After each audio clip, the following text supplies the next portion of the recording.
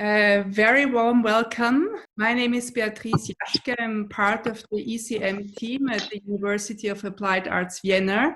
We are here today with my colleague Nora Sternfeld, Vienna, with our students. And we are very happy that all of you are here now at our ECM discourse with the title Dispute. So it's about discussing conflicts and care in museums in times that we are now, in times of crisis. And we are really, really honored and happy that Friederike Landau is with us now. She is a big thinker and writer. She's at the moment based in Berlin. And we have Avni Sethi. She is the founder director of the Conflictorium of the Museum of Conflicts in Ahmedabad.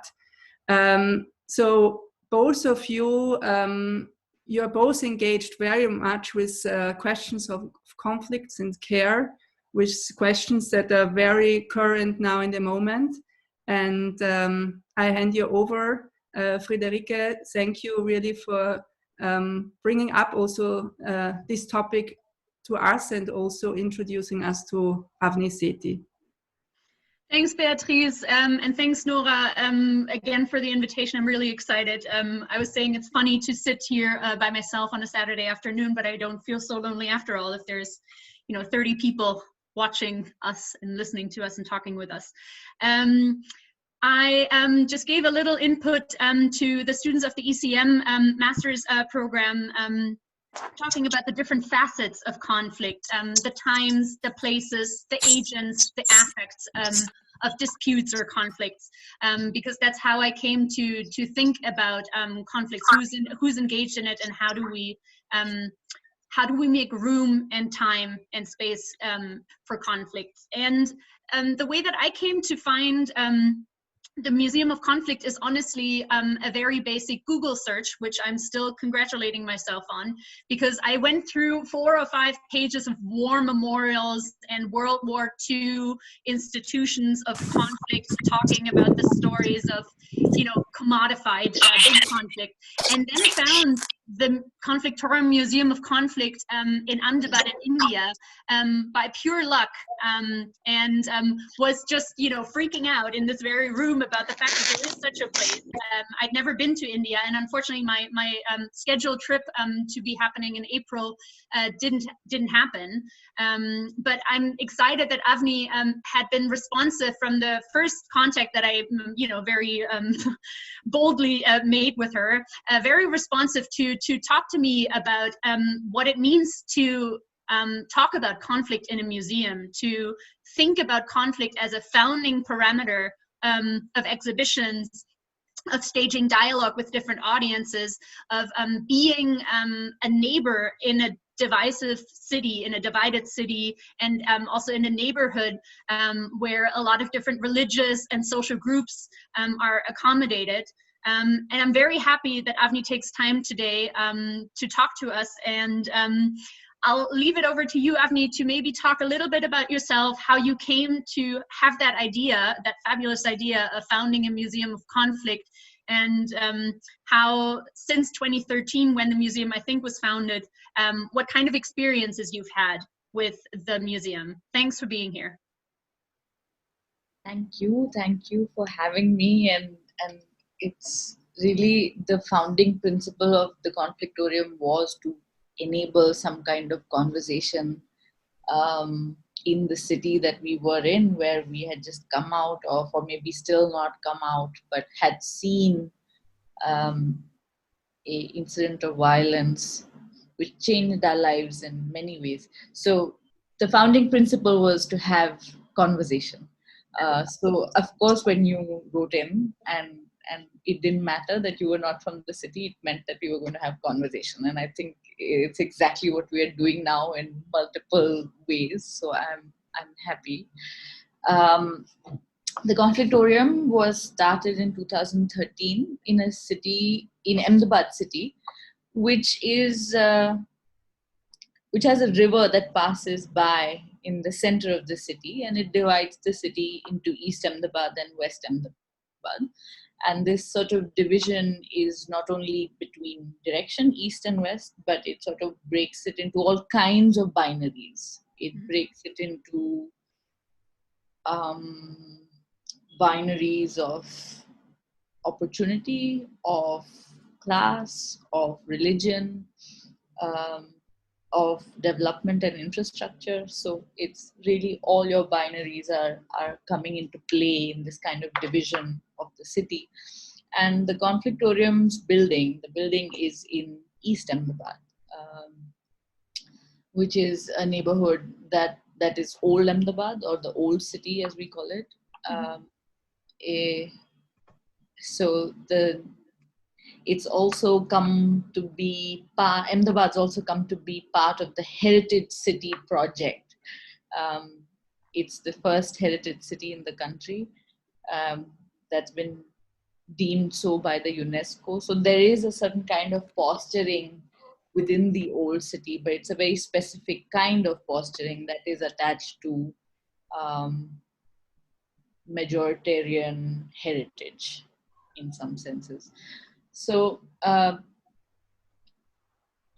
in the year 2002, Gujarat, which is the state, saw it saw a really bad state-sponsored, as some of us would want to believe, violence against the Muslim community. There would be many reports in the media that actually called this violence a riot, which many of us have had a problem with, because a riot would mean that it is a retaliation between two communities. And when one looks at the scale of violence or the amount of violence one community has endured, you can tell that it's not a riot, but it really has been state-sponsored violence in that sense. Now, rioting, or whatever, I'm going to use this word riot as quote unquote, and there are many ways in which, say, the Gujarati language, the local language that we speak here, has a word for riot, which is, we use the word dhamal. And if I translate the word dhamal literally, the word that I would find maybe on a simple Google Translate search is fun. So dhamal translates as fun, and that's the word for riots in the Gujarati language.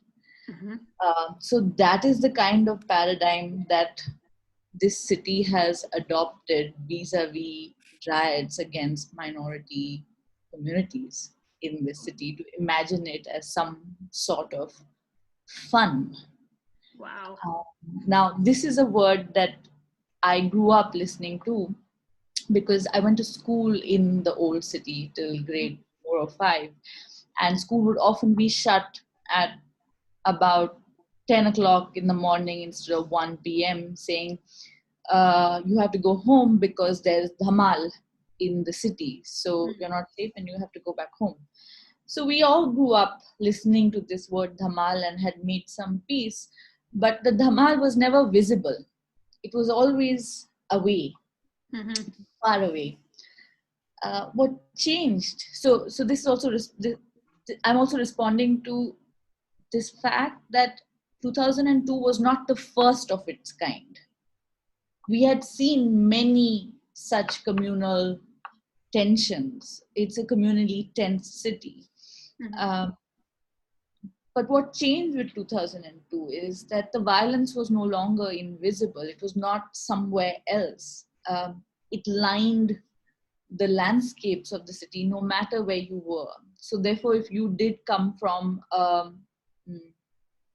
a sort of all identity markers that were safe, it would mean that 2002 was something you were still witness to, because it would have come all the way into the new city. You would have, the city was burning, basically. And that at least to me, you were a bit frozen just there. Okay, is it better now? Yeah, I think so. So you were basically seeing the conflict spread all over the city, regardless of where you are and how safe your position in the city is. So it was like more experiential and tangible to everybody. Yeah. Right. Mm-hmm. And what this did was that it shut down young people to be, it shut engagement down. So nobody is talking about what just happened. Everybody wants to move on or wanted to move on. So of course there's something brewing, there is a tension brewing. And those who have suffered the violence have been pushed further out of the city. They've moved into ghettos. There's no space, no real estate will let them purchase or rent homes. So there is a systematic kind of really exclusion that started taking place post 2002. But the city seemed like it was holding it. We were all witness, but nobody wants to call it out. Nobody wants to say that there's an elephant in the room. So is this the elephant then that you were basically proposing with the museum? Because it's interesting that you say that having lived experience of a conflict, like having this sort of like omnipresent, expanding kind of collective experience of conflict, which previously maybe would have been, you know, exclusive to marginalized groups who are suppressed. But if this conflict becomes collectivized, I would have assumed that the response to a conflict would also have been collective. So for people to pick up the pieces, go into the streets. I had mentioned it just now. I am like bodily missing out on attending the protest march in Berlin against the murder of George Floyd. And it's like bodies taking to the street, whereas you just described people were trying to like withdraw after having lived through the conflict. So how did that play into your proposition to found a museum of conflict? You know, that there is a saying here that it's a complete misconception, but people say that Gujarat is largely a community of traders. And traders have the need to normalize very quickly so that they can restart trading. They can restart business. Now, the trading community is not a majority. They are a powerful community, but they are not the majority. There are various other, but they give this flavor to the entire region. And what this meant was that we were, in effect, all of us who witnessed it, who were not victims of this violence, but witnesses of this violence, by having kept silent, were implicated. The implication is of being witness and being silent. Now, how long can we live like that as a city, right? It could be endless. And I was 12 years old in 2002. So I tried really hard to think through this silence and say, why did I subscribe to this silence? Maybe because as a child, you probably don't have the language, or you don't have the ability to reason, or you don't have something, but you can't erase it.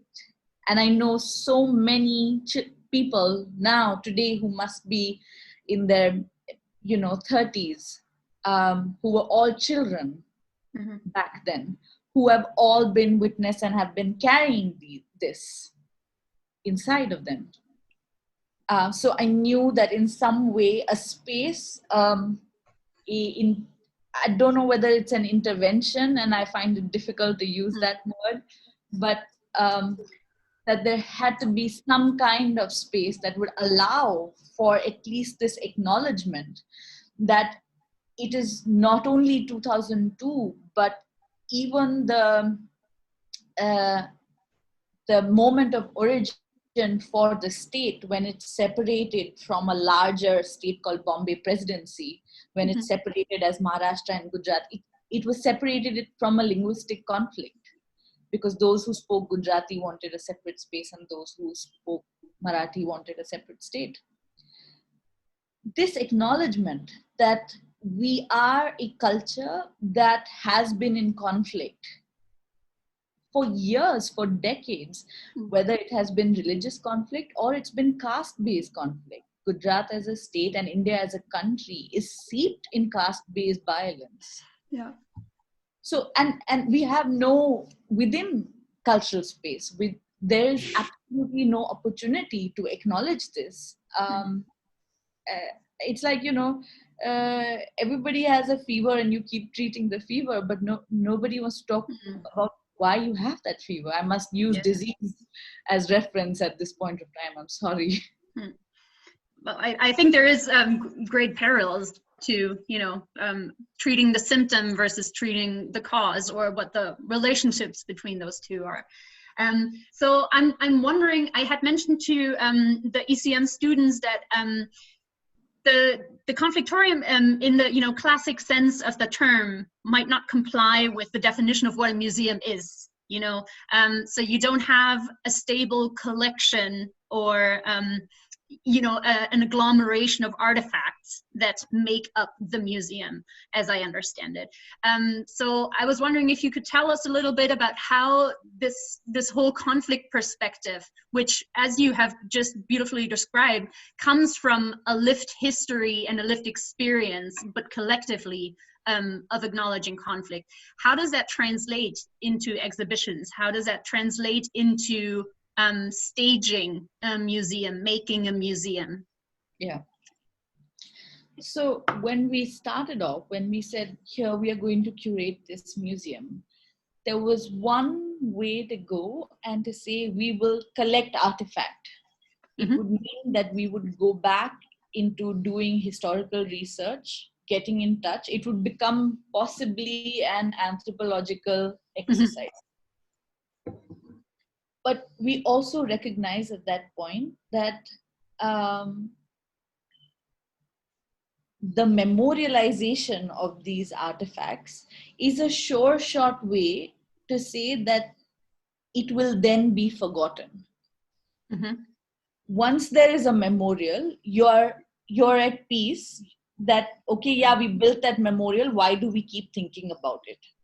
You've done away with your guilt in some sense. The memorial facilitates that process. So it meant that it couldn't be an easy memorialization where something is built and then we forget. It meant that the museum would have to pick curatorial strategies where the museum or the collection was constantly in the making by the participation of people. And these people could either be victims or perpetrators or witnesses. These would be the three kinds of people who would be coming to the museum. So when we started doing that, we realized that what we might have to do is just offer figuratively forms of containers that could contain all of this that was coming in the form of participation. I'll probably give you an example at this point of time. We have something called the sorry tree at the Conflictorium. It's a tree right outside the museum building that sort of caves in, that caves into the balcony. And we leave little notes there that people, and it comes right at the end of the museum experience. And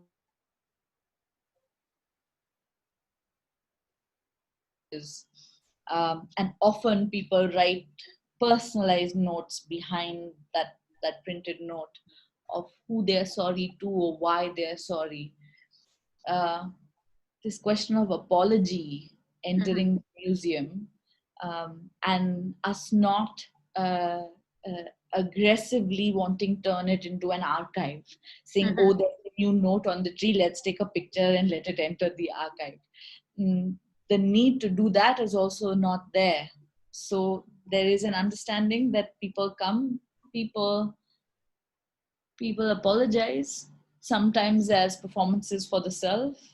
I know in India, apology is also such a political thing, because for years we have been trying to say that can the administration just apologize, at least acknowledge that they were complicit, but it won't happen.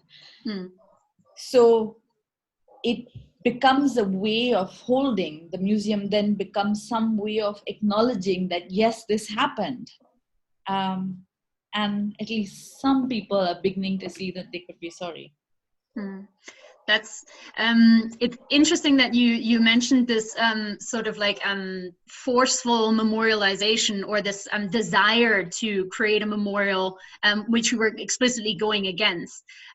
In my talk just before this, we were talking about practices of sedimentation and dislocation, and I think this sort of like drive to memorialize history and the past with, you know, a capital P as a one unified thing, might be hurtful in itself. So this idea of keeping the conflicts and the pain and the trauma of the past alive is a very challenging but also very captivating practice that's, you know, very difficult to achieve in a museum, I believe.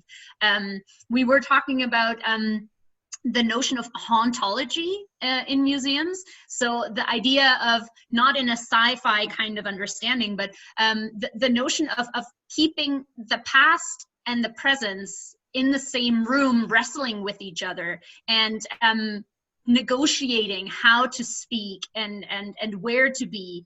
And I feel like this sort of like parallelism, or, you know, open dispute and wanted dispute is something that kind of becomes apparent in curatorial, you know, decisions, for example, like the sorry tree, where there might be different things to be sorry about, and people are maybe sorry that the conflict isn't over, or the conflict is over. Like, I'm, you know, just randomly making examples there, but there is possibility for real contradictions within the realm of that space that you provide for those voices to come together.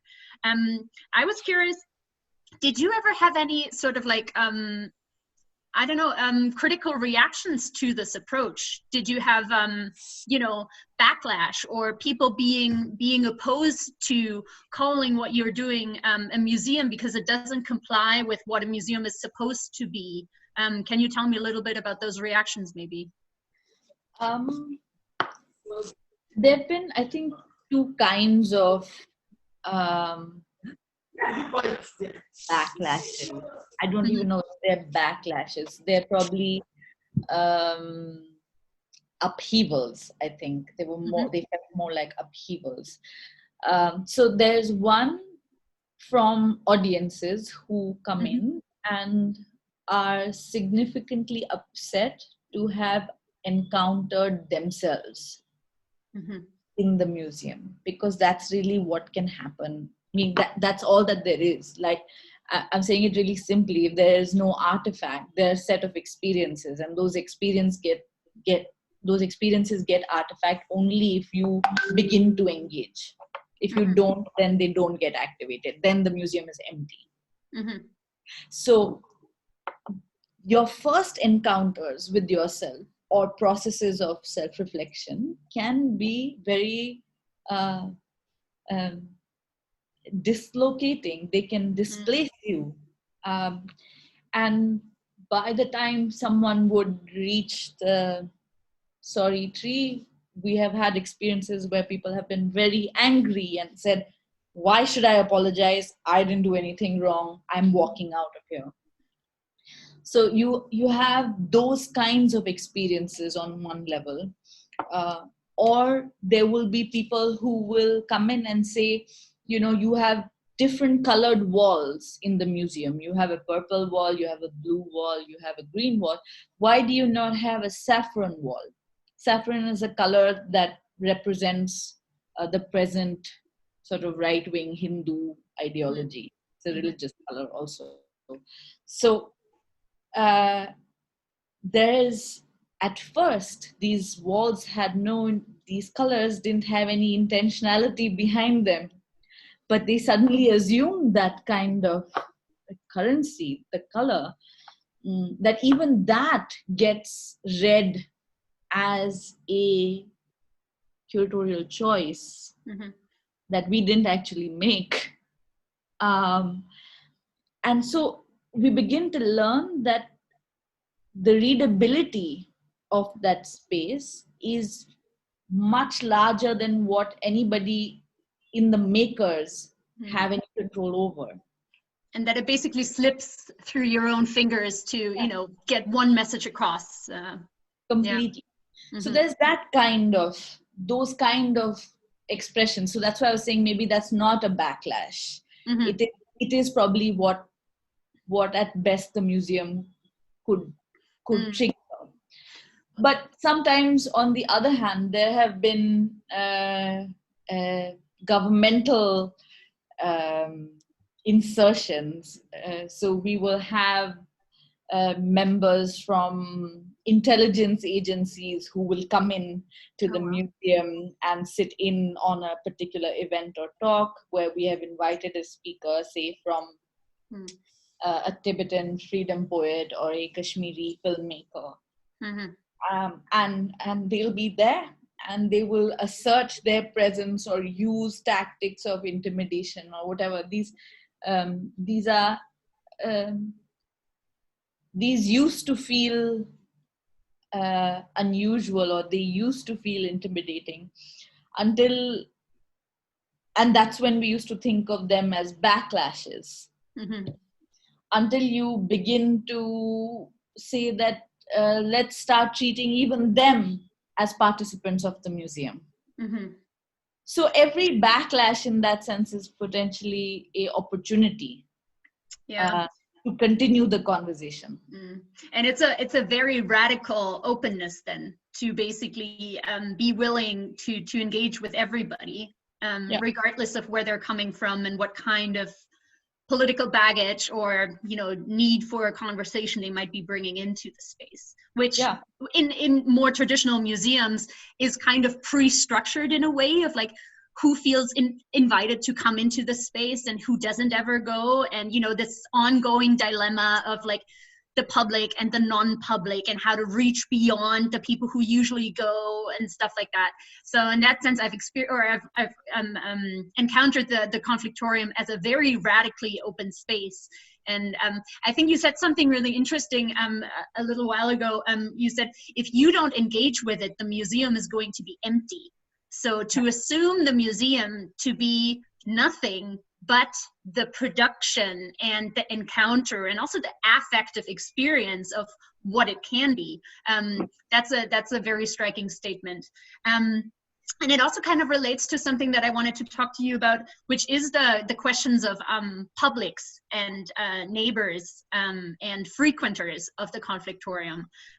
Because you've mentioned a little bit now that the Conflictorium is in a pretty heterogeneous neighborhood in the old city, where there is, you know, a lot of different religious institutions. There's, I think, a trade school or something like a, you know, educational facilities and stuff like that.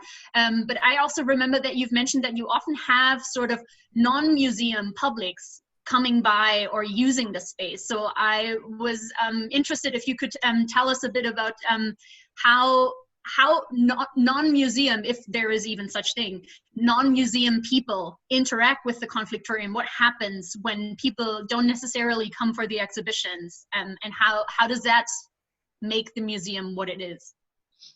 You know, it's interesting that you use the word non-museum audiences, because I generally think in Ahmedabad, we are all non-museum audiences. We didn't grow up going to museums. That's not been part of our culture. It's not something we do. In fact, we've had about 14 museums in this city, which has like a really minimum footfall. They are badly kept, probably with dust and mite also. So in that sense, the entire city is a non-museum, like public. But sometimes we think of, can we describe this as a non-art public? But none of these have been working for us. So I'm struggling there. But so we're in a neighborhood that, very simply put, is a poor neighborhood. And it's a neighborhood that is is sort of conflicting every day. And one big concern when we got donated this building to do something in the building was that if we are going to come into this building, are we going to be that gentrifying source that's then going to make this neighborhood, and that was a very real fear. It meant that the museum had to belong to the neighborhood first, and then begin to have conversations that were outside it, or were about bringing more and more audiences from across the river. And so then we learned that a museum will be defined by the neighborhood in the way that they best understand it and want to use it. So we did host workshops and drawing Sundays and activity-based interaction, so that the building can start becoming more porous. And those are things that I understand are slow. You can't go into a community and say, hey, we are here and you should start trusting us starting today. It doesn't work like that. It means that you are participating in the neighborhood as much. It means not in ways of saying, I will do an event that is community participation. It means that when there is a wedding in the neighborhood, I will dress up and go and dance in that wedding. That's what it means to do community participation at a museum. And that's something we learn from the neighborhood. So the museum may also be used as a place to play hide and seek by the kids in the neighborhood. There can be cacophony at times because it's an exciting building that has alleys and corridors, and it's a little maze-like structure. So it works really well to hide behind pedestals holding the Constitution, and that is a valid function of the museum. It meant that anybody who had any notion of what a museum must look like, must feel like, what its lexicons and its etiquette, what museum etiquette needs to be, it meant that we had to redo and relearn all of those preconceived understandings. How does that for you as a museum practitioner feel then? Or how do you also in your team of curators, of interns, of artists in residency and stuff like that, what kind of conversation does that generate internally in the team? Are you frustrated? Are you challenged? Are you excited? Are you surprised? Or, how does that, if you take it seriously that the museum is empty or it doesn't exist in a sense without the people who make it into something, which is the participants, how does that backfire onto your curatorial understanding, your ideas, your visions, and stuff like that? I didn't come to this museum or making this museum from curatorial practice. I didn't come to it from museum studies or history either. I came to it from design education. So I was not a museum practitioner until this museum. And I think that is what I keep thinking about it. It is this neighborhood or this public and their engagement that made me a museum practitioner.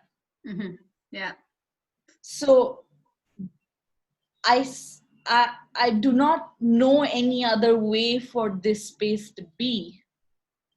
And therefore, sometimes now that I walk into museums in like, bigger state-run museums, say in the national capital, or I find it really difficult to hold my body in those corridors where I'm supposed to conduct myself in particular kind of ways, and treat these objects as sacrosanct. I think my body has been taught by this museum to undo that. So it's a way to unlearn museum habitus. Yeah, absolutely. Yeah, that's fascinating. So I know that the team of the curators and the designers, I think every day our practice is being shaped by our interrelationships that we have been able to build with the public. We are constantly shaped. So if there, as someone on the team who goes to one little tea stall down the road 3 times a day, I'm shaped by my conversations there. Or if I have found friendship in this little girl who comes to the museum from right outside, and she is on TikTok, and she has been showing me how she has been using the museum space to make TikTok videos. Okay, so she's a accidental social media manager there. So what she is doing is every day breaking down any notion that I may have of a curatorial entry point into thinking about what does conflict mean, Can you tell me a little bit more about the artist in residency experience? Because I remember that when we first talked about a year ago, that was just in the making, so it hasn't been a part of the Conflictorium from the get-go, but there is an opportunity now for artists to come and also stay and like live in the museum, basically, right?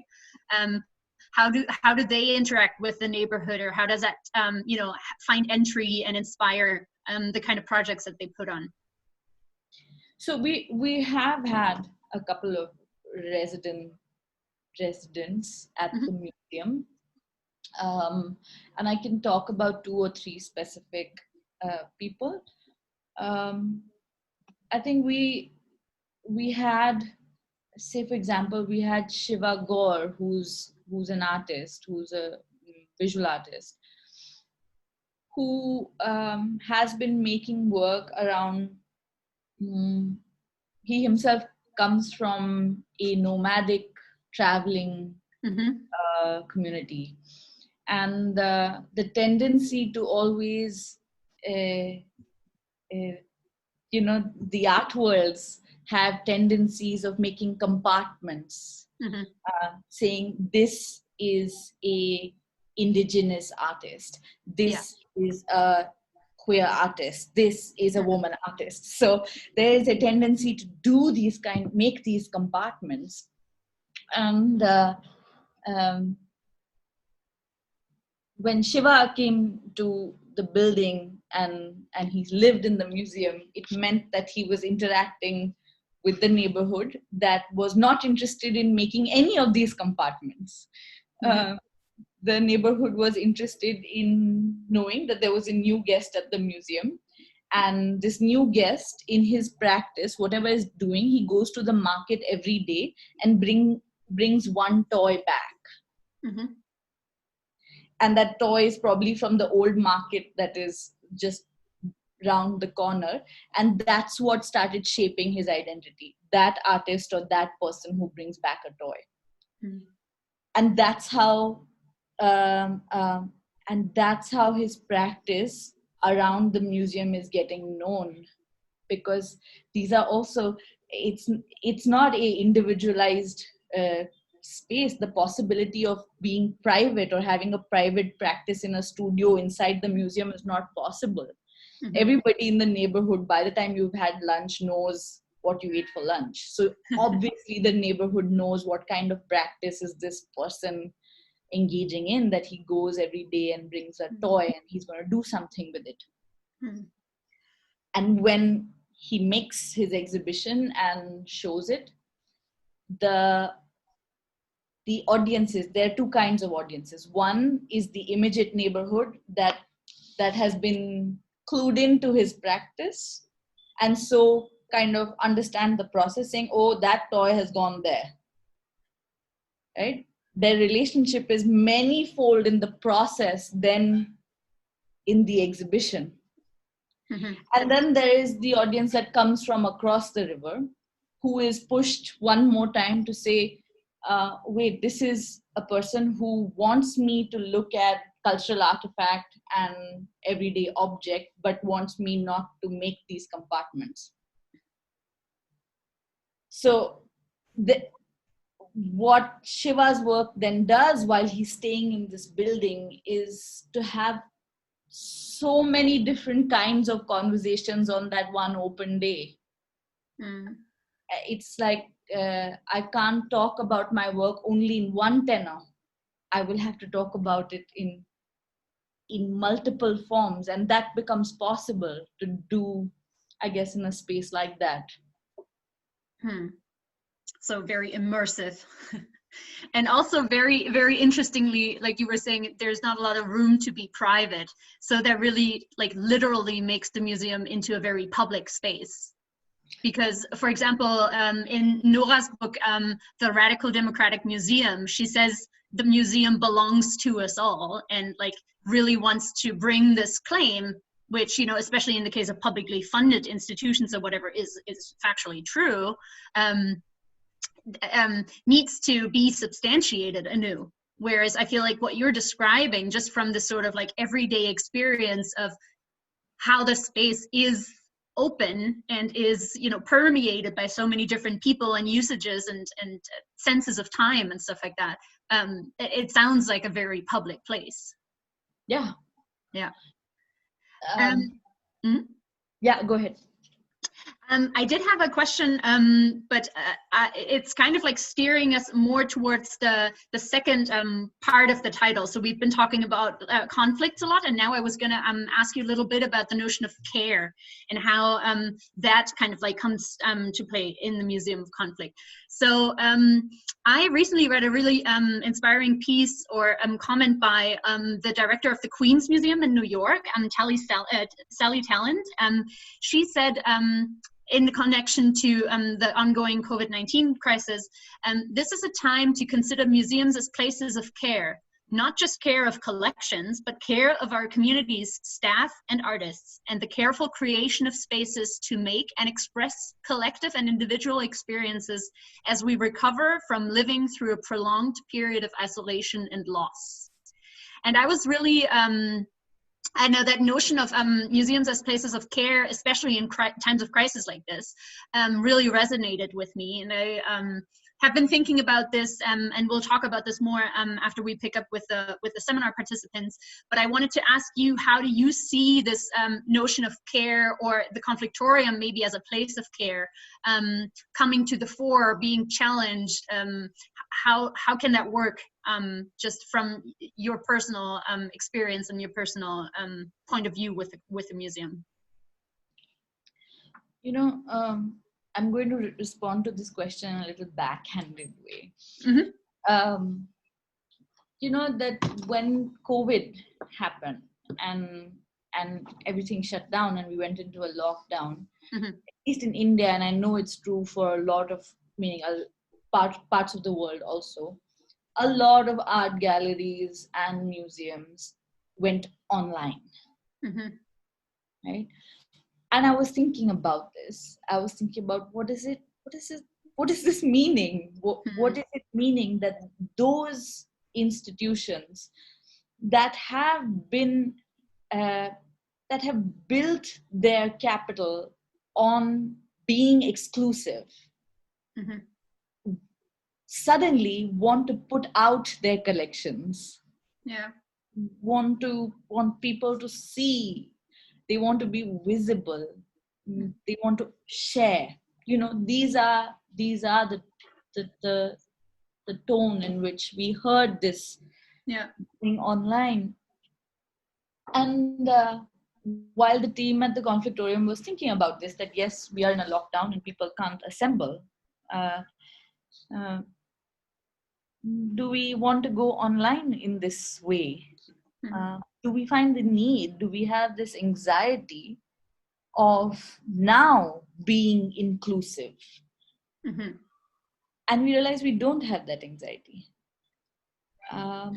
because you can't build an inclusive practice one day when crisis hits. You build a practice on care every single day. It has to be part of how you envision the museum. It cannot be a strategy. It cannot even be it cannot be a blueprint for how we are going. It cannot be a vision for tomorrow. And so is the Conflictorium going to be different starting now? Are we going to do different things? Are we going to behave differently? I don't know. I think no, we are not, because who we worked with, who these artists were, what were their positions, who this public is, and how do we respond? How much does empathy play a role in the engagement? Are central to the museum's existence, and it means it's central to everybody who engages with it, including its team. So basically, if I may pick up on that, you're basically saying that the Conflictorium has been a place of care already. So it's always already a museum of care, where the sort of like ad hoc mentality now to like save something or, you know, employ a sort of like crisis management tactic to the crisis isn't necessary, because that mindset had already been ingrained in the practices of being there for people, being there for the neighborhood. I just really like that that statement. Not only included the collection, even though it included the collections first, but it also talks about precarious museum workers who are on, you know, part-time contracts, on contract basis. You know, we've heard about a lot of, you know, very lucrative museums letting go of all their temporary educational staff and stuff like that, and just like, you know, downsizing on the more marginal topics and stuff like that. So I think that you're right, that there was a sort of like strange, well, you said empathy, or like a strange kind of like push or acceleration to think about care in museums, which generally I think is a relevant topic to be talked about. But in the case of your museum, it sounds like, if I can kind of like sum that up, that the Conflictorium is already a place of care. Yeah, meaning, you know, while there were conversations that, you know, there were several webinars on museums coming together and talking about what the future is going to look like. All of this has happened in the last 2 months, and everybody's thinking through a future. And I'm a little, I'm left feeling at this point of time, are we going to need crises of this nature, of this scale, to be reflecting on what our practices have meant for everybody engaged?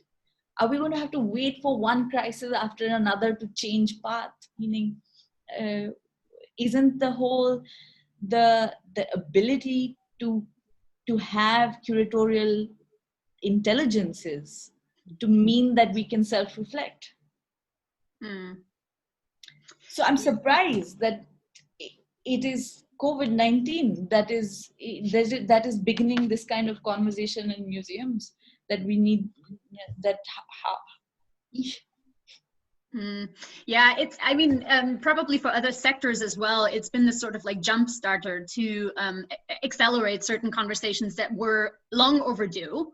And it's been shaken a lot of the like bigger institutions that, you know, usually survive and get by and make their money anyways. But for those institutions, maybe COVID has been the sort of like external stimulus. And it's interesting that the question of the future of museums and like what are future museums gonna look like, both in terms of like collections, but also in terms of audiences, in terms of accessibilities and stuff like that, that is basically what is kind of coming out of this crisis. But it sounds like for you and the team, or the kind of internal conversations that you were just talking about, that hasn't been the sort of like most anxious concern, because the future is unknown, because it depends on how people come and keep entering into the space and you know, keep bringing up issues or using the sort of like curatorial tropes, for example, of the story tree. Or you'd also have an exhibition called Empathy Alley, right? Yeah. So you're already talking about these sort of like topics and subtopics of care in the museum. Yeah. Meaning, I don't know whether you can begin to engage with histories, and if at any level that's what the museum is doing as an institution or as a category even. If you are going to engage with histories of human beings who have had no space in discourse, whether you can even if you can begin to do this as a museum without taking care of that precarious worker or that team member, who, if you can't do that, then you're probably only cannibalizing on these histories. We have 5 minutes, so I'm just going to ask Beatrice and Nora if I could ask one last question, or if we should open it up to the public, or how would you like to kind of wrap up things? I would have one last question, but it's opening a little another little can of worms, so I'm not sure. I would go for it. Yeah, just because you had mentioned, thank you, Beatrice, you had mentioned the sort of like caring for workers especially, and I know that you have a new project, the Museum of Work, and I was going to invite you to, in the last 5 minutes that we have, maybe briefly talk about the sort of like organizational development, or sort of like, you know, it sounds like it's coming out of the practice you've been, you know, exhibiting and curating at the Conflictorium, that now you are also working on and collaborating with other people on a Museum of Work. And I was curious if you could share a couple of thoughts about that. You know, this came from the question of who runs museums, who can open a museum. Mostly it's been state actors. We have state museums, or we have private collections that are put out on display. But what is the relationship of civil society and museums, and whether they find it within like whether the museum finds it within its ambit and civil society in its. And so there's an organization here in Gujarat called Saath Charitable Trust that had been working in a particular area on the issue of informal workers and their lives for about 30 years. And when they were turning 30, they had come to the museum several times. And when they turned 30, they decided that to commemorate these years working in this area, they want to do a museum for the celebration of the lives of everybody engaged in informal work, often also called the unorganized sector. in fact, those people who work with their hands. And so Saath and Conflictorium together sort of conceptualized this new museum, which is now open, called Mehnat Manzil, or the Museum of Work. And the museum is in the area, in fact, in the neighborhood where it's called Praveen Nagar Gupta Nagar, where informal workers live. And the process of curating that museum was an exercise of listening. It meant that we went in to the neighborhood, and it wasn't again, it was probably not anthropological in nature, because people who live there have been working with Saath over the 30 years. So it's not like outsiders are going in to listen, but they do monthly meetings to talk about microfinance, because they run a microfinance unit, they run a bank, etc. So I would go to some of these meetings and ask some questions, and we started a conversation there, and it is them who then said what are the kind of stories they want to be represented in the museum. And those were the beginnings of Mehnat Manzil, or the Museum of Work. Very quickly after it opened, the lockdown happened. So during the lockdown, the museum became, or was used as a storehouse for ration kits, and became the nodal point in the neighborhood where ration kits could be distributed from. So everybody knew that Mehnat Manzil is where you had to go and pick up your ration kit if you needed it. So the museum also turned into different things when the lockdown happened. So very quickly, within, say, the first 6 months of the museum, we've already seen it play different kinds of functions. And I'm sure it will open up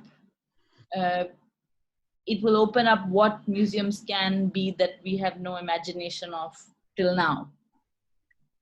Yeah, I think it's so interesting that the Museum of Work is, basically carrying forth this mindset of a museum turning into the kind of space that it needs to be, rather than staying strictly on one thematic focus or whatever. And I just think it's interesting that this founding notion and sort of drive of the Conflictorium now has been moved on to another place that bears some of your handwriting, but also the general spirit of how to center this radical openness, this radical sense of being nothing in a powerful way, but what people make of it. And I think that's kind of inspiring to think towards the future in other places as well, of how this notion of the Conflictorium could maybe travel elsewhere and connect with other topics and geographic areas and stuff like that. Yeah, absolutely. So in effect, when we were visioning what is it that the Conflictorium wants to do in the future, this has come up many times, that the Conflictorium wants to facilitate other such spaces. But I guess what's most important is someone would want to have it there. It's not because the Conflictorium thinks it's important that it must exist, but someone wants to own it. And if anybody who comes to the Conflictorium saying, I think I want to own this idea and want to lead this or facilitate this in our neighborhood, I think we'd be more than glad to kind of just engage or help or talk with or converse with. Yeah. So it's a sort of different approach at outreach, to not be here's our package and now we're gonna dump it on you. Obviously, I'm gravely exaggerating, but to kind of like reach out to people to see what's going to happen, but with a radically open, you know, mindset of like how that's gonna translate locally, linguistically, socially, age-wise, and stuff like that. Yeah. So there's no templatizing for sure. Yeah. Yeah. That's a difficult conclusion to draw. It stays complicated. So in consideration of the time, I'm gonna hand it back to Beatrice. Avni, thank you so much. This was very inspiring to me. Beatrice, do you think we could have a couple of questions? I would suggest, because it was such, thank you very much. It was such an interesting talk and conversation. I'm sure there are many questions. So I would think the best would be that we collect questions now. So if you look at your participant list down, you raise your hand with this blue hand, and then we can, like I do that now, for example, and then we would see. So maybe, so if there are any questions in the audience, please come up now. You just, would be nice if we all have our videos on now that we see each other, and then we can see if there are any questions so far. So.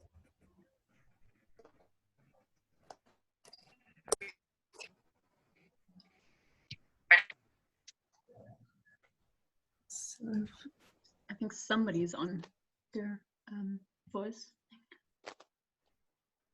So if somebody has any questions, you can just raise up your hand or just speak.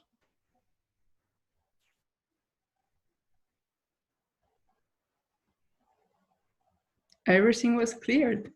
I think it's a lot to think about, to, you know, really question how you can think a museum so differently, and what kind of place it can be if you don't start out with thinking of how to place a couple of dead objects into a house.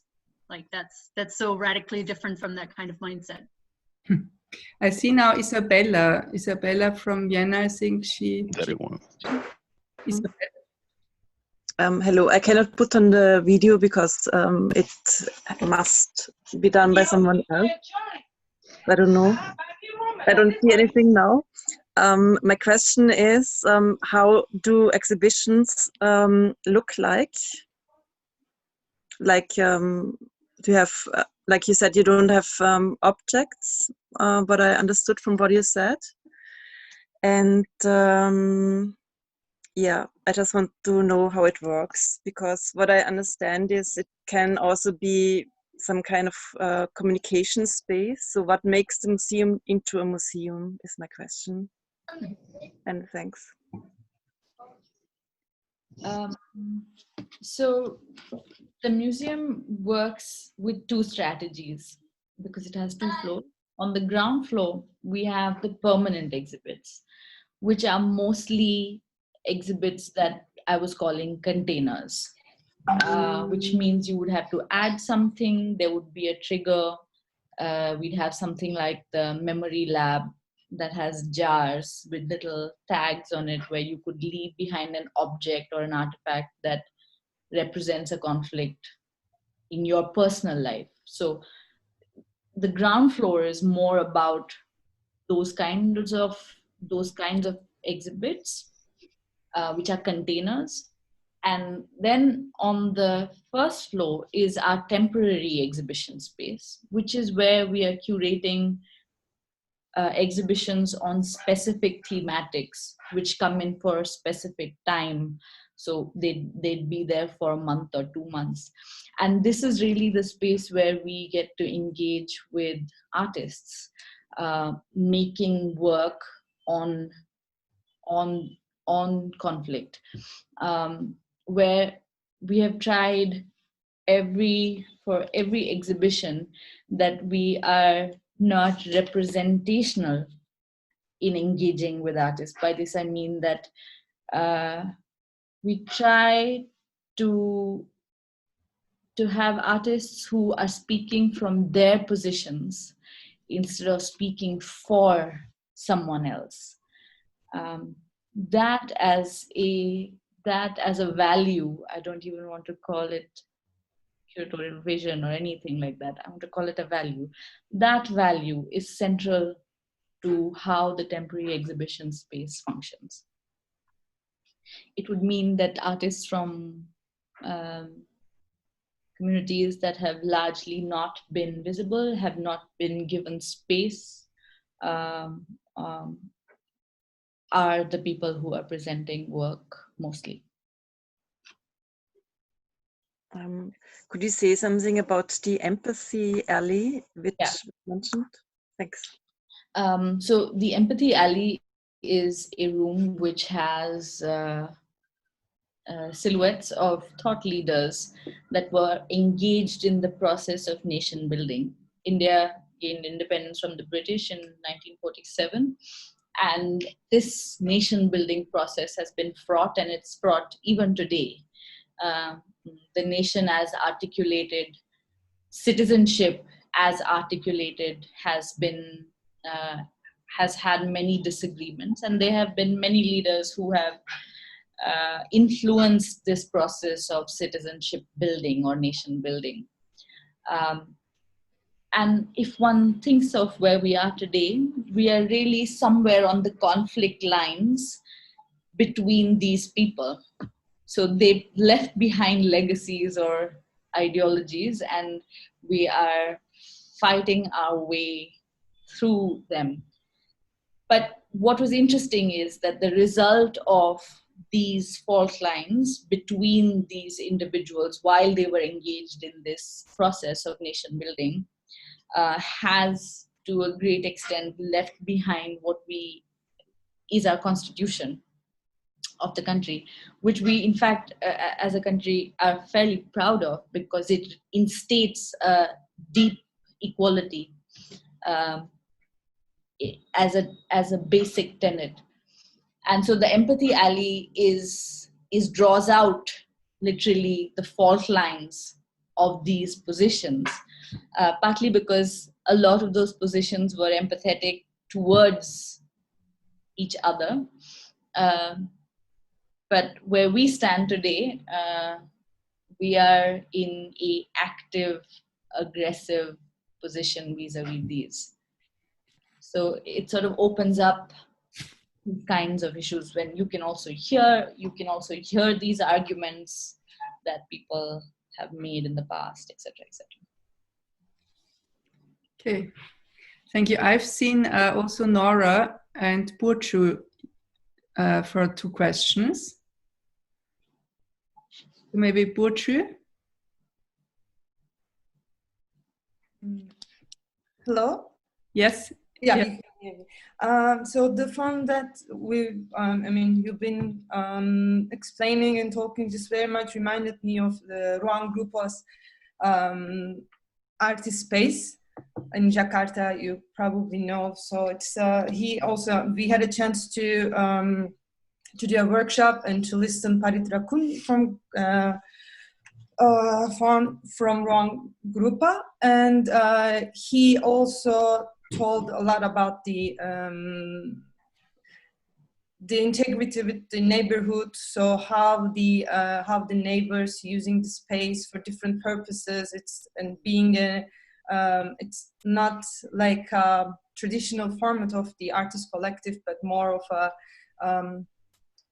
like neighborhood spaces, we can say. So I just wanted to state that. And I also would like to ask you about the artist residency program. So and you said that again about the neighborhood, so it's also very important, like if I'm not understand in the wrong way, it's also important for you to be integrated into the neighborhood.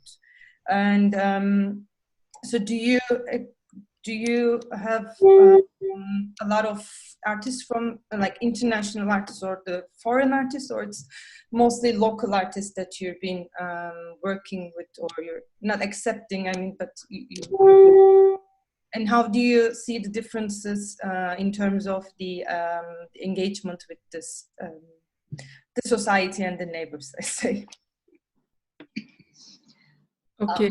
So sorry, before your answer, maybe because I see another hand from Andrea, so maybe we collect these questions because then we have really to come to an end, but I would like to have to hear Andrea, and then maybe you can answer collectively. Yeah, maybe it is complementary to the question before me also. Thank you very much for this talk and for the presentation of the project. I'm so happy that I was participating now and hearing all of this. And I just, one thought that I really take is also like the museum, like what specifies it as a museum is not so much the having objects and having exhibitions, but you said at one point that the perspective on history, or the working with a historical perspective as a space to have a discourse around histories, and that this is what specifies it as a museum. And I thought that this really for me gave, like this is really a thought that I would like to, that I'm thankful for having now, as because it clears a lot of things. Yeah, maybe this, like, because otherwise it might only be a community center on only, like, yeah, under brackets, of course, yeah. But this historical perspective as being the one that that really also engages a community in combination with this conflict perspective. I think it's, thank you very much for this thought. So we still listen to Nora, and then we come to your answer. I just would like to think about potential contradictions between conflict and empathy, especially in relation to history. I tend to, I owe this thinking to like some German thinkers of the beginning of the 20th century, like Walter Benjamin and Bertolt Brecht. I owe their thinking also a certain doubt towards too much empathy, especially in relation to history, as I guess both would say empathy might be, has the danger of being empathy with the existing power relations, especially in history. Empathy might be empathy with epistemic violence. Yeah. So how can one relate with this contradiction? Yeah. Okay.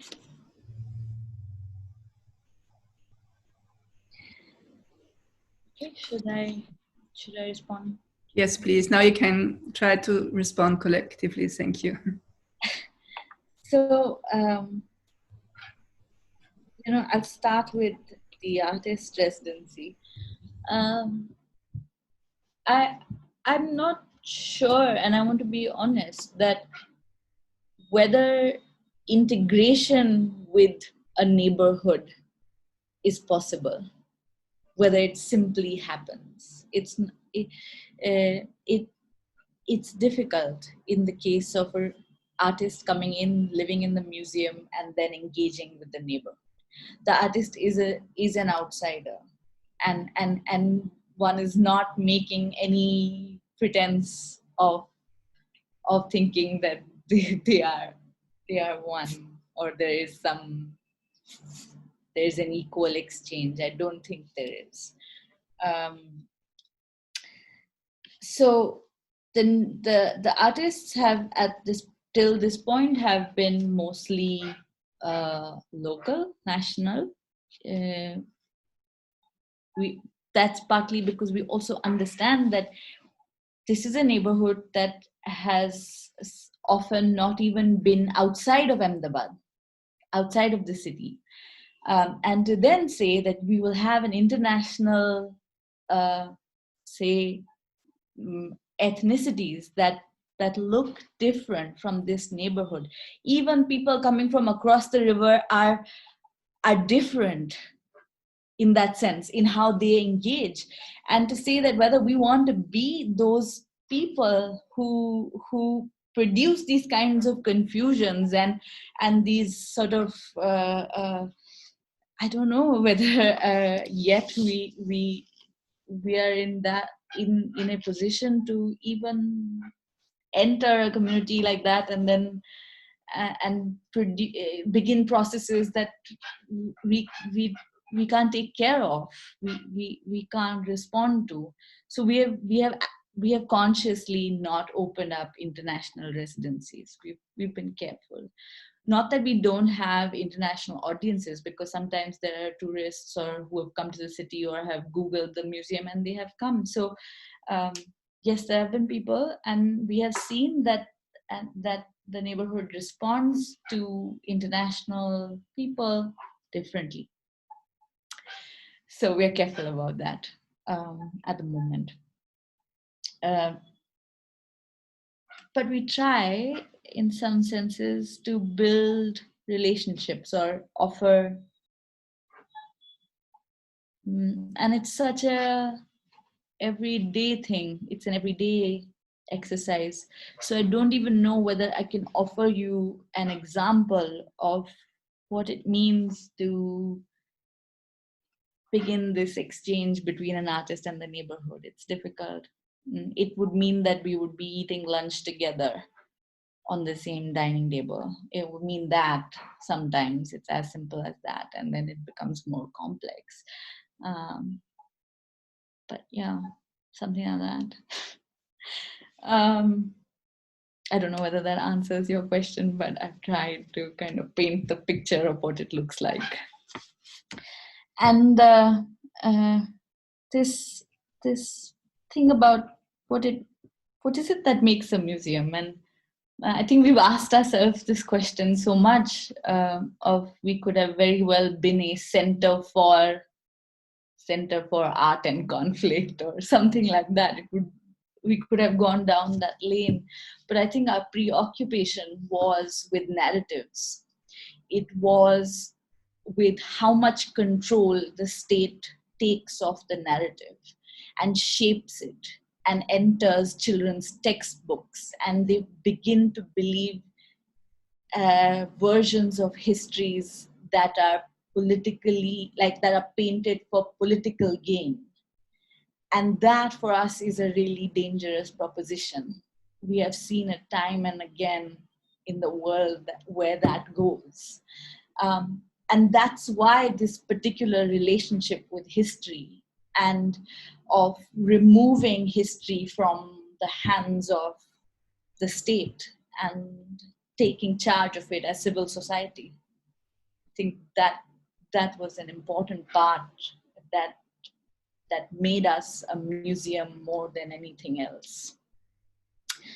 And finally, coming to this contradiction between conflict and empathy, it somewhere began in even the naming of the museum, this contradiction that we chose to call the museum a museum of conflict and not a museum of peace. And it seems like peace and conflict are always pitted against each other, or they are pitted as opposites, and they necessarily don't have to be. And we recognize that. We hope that this is a methodology for a kind of positive peace, which means that there will be conflict and we will have to talk about it before we land anywhere else. There's a tendency here to have the negative peace, right? Which is order. Let there be order, and everybody sort of agrees with each other. And I think to open up or to rupture that kind of negative piece was important for us. And that's where this practice of empathy comes from, that it's not a naive position of emphatic exchange, but it is a deep awareness of where the violence rests. Where has the violence rested in history, and whose narratives are being opened up at the museum, and those, and I think that those are the checks that one keeps, that every time we find ourselves engaging with people who are also just people who are well-wishers. They could be well-wishers of movements, or they could be well-wishers or allies. Even when we are engaging with allies, we are really careful, because allyship is so tricky also, you know. So empathy is challenging, because it's deeply political. It's not a blanket. It's not a blanket be nice. That's not what it is. It means that we are, to be empathetic means to be unforgiving of your own sort of prejudices. It's a lot of inner work. If you're doing that, then I feel like you would see what Benjamin pointed us towards, and be careful and not go down that road. I understand that, but you could lose it very easily, very easily. Yeah. Thank you. So I wanted to thank you very, very much. Time was running too quickly, but it was really, really great to have you, Avni, Sethi, and good luck also for the Conflictorium to continue like this, and also Friederike Landau for this great conversation and bring her in. So we stay in contact, we stay tuned. Thank you very much. Thanks, Avni. Take good care, and thanks for taking the time. Be safe. Thank you. Thank you. Bye. Bye. Speak soon. Thank you. Yeah, so we say goodbye to all of you. We will have our next ECM discourse on June 21st with David Rooney, with other curating challenges. Yeah, hope maybe we see us then. And with our ECM students, we go in a break now. Maybe we can do it 20 minutes. Yeah? A quarter? Sure, yeah. Okay. 20 minutes. Okay. So 4:45? 4:45. Okay. Okay. Good. Thank you. Okay. Thank you. See you in a bit. Tschüss. Danke. Bye. Ciao, danke. Tschüss, danke. Ciao. Avni, thank you so much. This was really, really great. I'm so glad we recorded it too, because you said so many things that like need to be published.